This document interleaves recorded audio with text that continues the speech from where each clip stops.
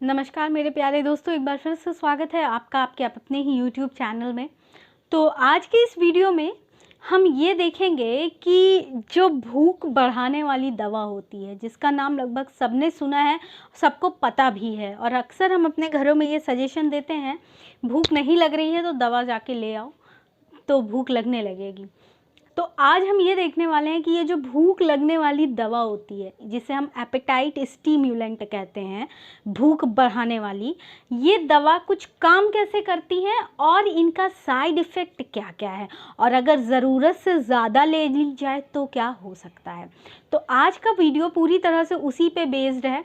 तो ये आइए शुरू करते हैं आज का वीडियो फिर।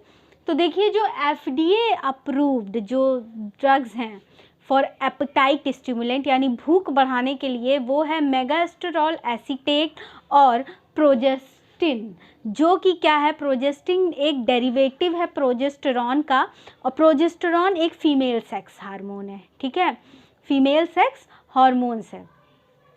तो अब मेगास्टेरॉल एसीटेट को सबसे पहले गर्भ निरोधक यानी कि कॉन्ट्रासेप्टिव्स के रूप में इस्तेमाल किया जाता था, लेकिन ये गर्भ निरोधक के रूप में इस्तेमाल किया जाता है, लेकिन इसका जो साइड इफ़ेक्ट है वेट गेन यानी कि वेट को बढ़ाने के लिए, तो बढ़ जाता है इसके यूज़ से। तो इसके इस साइड इफ़ेक्ट की वजह से इसको यूज़ किया जाता है एज एन एपेटाइट स्टिमुलेंट यानी कि भूख बढ़ाने के लिए। अब देखिए, इसके लिए कई मैकेनिज़्म हैं जो ये सोचा जाता है कि शायद इस तरह से काम करती हो या इस तरह से। तो ये बताने से पहले मैं आपसे रिक्वेस्ट करूँगी कि यूट्यूब पे हमारा एक और चैनल है 10 डायरेक्शंस न्यूज़ के नाम से, जिसका डिस्क्रिप्शन में मैं लिंक हर बार शेयर करती हूँ और हर बार की तरह इस बार भी कर रही हूँ। प्लीज़ आप उस लिंक पे क्लिक कीजिए, उस लिंक पर विज़िट कीजिए और उस चैनल को भी हमारे सब्सक्राइब ज़रूर कीजिएगा। तो ये जो है क्या करता है, इसके मैकेनिज़्म ऑफ एक्शन की बात करना है, मतलब कैसे ये काम कैसे करता है आखिर ये। अब देखिए, भूख लगना क्या है, जब दिमाग में सवाल ये आता है कि यार भूख लगी है, कुछ खा लेते हैं, तो दिमाग से ही तो आप सोचते हैं, तो दिमाग को सिग्नल कैसे पहुंचता होगा, तो ये इस तरह से कुछ काम करती हैं। देखिए, ऐसा सोचा जाता है कि ये जो प्रो इन्फ्लेमेटरी साइटोकाइंस होती हैं, ठीक है, प्रो इन्फ्लेमेटरी साइटोकाइंस की उत्पत्ति को ये रोकता है, इनिबिट करता है। प्रो इन्फ्लेमेटरी साइटोकाइंस क्या है, इंटरल्यूकिन्स 1, इंटरल्यूकिन 6 और ट्यूमर नेक्रोसिस फैक्टर अल्फा, इसके प्रोडक्शन को इनिबिट करते हैं। और इसके प्रोडक्शन को इनिबिट करने से क्या होता है कि न्यूरोपेप्टाइड वाई, ठीक है, जो कि मस्तिष्क में पाया जाता है, मस्तिष्क का एक न्यूरोपेप्टाइड है, ठीक है, ब्रेन में ये एक तरह का पेप्टाइड होता है न्यूरोपेप्टाइड वाई। तो ये जब प्रो इन्फ्लेमेटरी साइटोकाइंस इनिबिट होते हैं, तो इस न्यूरोपेप्टाइड वाई का सिंथेसिस और रिलीज और ट्रांसपोर्ट बढ़ता है, ठीक है, क्या होता है, सिंथेसिस, रिलीज और ट्रांसपोर्ट बढ़ता है, जो कि ब्रेन में एक तरह का पेप्टाइड है। तो जब इसका ये सिंथेसिस, रिलीज या ट्रांसपोर्ट ब्रेन की तरफ बढ़ता है, तो ब्रेन को सिग्नल जाता है कि भूख लगी है, यानी कि भूख बढ़ती है।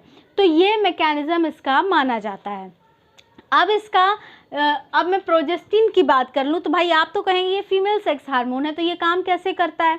तो देखिए, मैं आपको बता दूं कि सेक्स का भी एक बहुत इंपॉर्टेंट रोल है, सेक्स हार्मोन्स का भी एक बहुत इंपॉर्टेंट रोल है भूख को बढ़ाने में। तो एस्ट्रोजन तो नहीं, लेकिन एस्ट्रोजन को नहीं माना जाता एज एन एपेटाइट स्टिमुलेंट, लेकिन प्रोजेस्टेरॉन और टेस्टोस्टेरॉन ये जो होते हैं, ये एज एन एपेटाइट स्टिमुलेंट भी वर्क करते हैं, ठीक है। अब मैं इसकी साइड इफ़ेक्ट्स की बात करूँगी फ्रेंड्स। साइड इफ़ेक्ट्स की बात करने से पहले जो जेनेरिक और कुछ ब्रांडेड जो मार्केट में अवेलेबल एपेटाइट स्टिमुलेंट है, वो है मेगैस ES और मेगास्टेरॉल, ठीक है, ये जेनेरिक नाम है। अब इसके साइड इफ़ेक्ट्स की मैं बात करूं, तो साइड इफ़ेक्ट्स क्या है कि ब्लड प्रेशर बढ़ जाता है, ठीक है, नींद नहीं आती है, जिसको हम इंसोम्निया कहते हैं, मूड स्विंग्स, मतलब कुछ स्थिर नहीं रहेंगे आप, कभी ये करने का मन कहेगा, एक पल गुस्सा आएगा, एक पल अच्छा लगेगा, मूड स्विंग्स, रैशेस हो सकते हैं, हो सकता है पसीना ज़्यादा निकले, और क्या हो सकता है, एमेनेरिया। एमेनेरिया मतलब क्या होता है, हो सकता है पीरियड्स स्किप हो जाएं आपके, ठीक है। फिर चेंज इन मेंस्ट्रुअल फ्लो, कभी हैवी भी हो सकता है या लाइट भी हो सकता है। फिर उसके बाद इम्पोटेंसी भी इसका एक बहुत इम्पॉर्टेंट साइड इफ़ेक्ट है, ठीक है। फिर उसके बाद स्पॉटिंग मतलब पीरियड स्किप हो सकते हैं या हो सकता है इन बिटवीन पीरियड्स थोड़ा सा डिस्चार्ज आपको देखने को मिले, दैट इज़ अ स्पॉटिंग। फिर उसके बाद डायरिया भी हो सकता है, फ्लैटुलेंस भी हो सकता है, गैस बन सकती है, पेट फूला हुआ लग सकता है, इनडाइजेशन हो सकता है आपको, और नौसिया और वॉमिटिंग भी हो सकता है। नौसिया मतलब होता है उल्टी की फीलिंग और वॉमिटिंग मतलब उल्टी हो जाना। फिर क्या एक और साइड इफ़ेक्ट है वेट गेन, एपेटाइट बढ़ेगा, आप खाएंगे तो वज़न भी बढ़ेगा। फिर उसके बाद डीप वेन थ्रोम्बोसिस भी हो सकता है, ठीक है। डीप वेन्स में क्या हो सकता है, ब्लड क्लॉट का फॉर्मेशन भी हो सकता है। और क्या हो सकता है, फेफड़ों में भी ब्लड क्लॉट का फॉर्मेशन हो सकता है, थ्रोम्बोफ्लेबाइटिस भी हो सकता है, कि हो सकता है इंजेक्टिव, जहाँ पे इंजेक्शंस के थ्रू दिया गया है वहाँ पे ब्लड क्लॉट का फॉर्मेशन हो और उससे फिर इन्फ्लेमेशन भी हो सकता है। फिर क्या हो सकता है, आरबीसी का प्रोडक्शन भी कम हो सकता है, एड्रिनल इनसफिशिएंसी मतलब ऐसा हो सकता है कि एड्रिनल ग्लैंड्स हार्मोन का प्रोडक्शन अब कम कर दे सकता है। तो ये सोचिए एक छोटी सी सिर्फ जिसको आप बहुत आसान समझते हैं भूख लगने वाली सिरप, उसके कितने साइड इफ़ेक्ट हैं, ठीक है।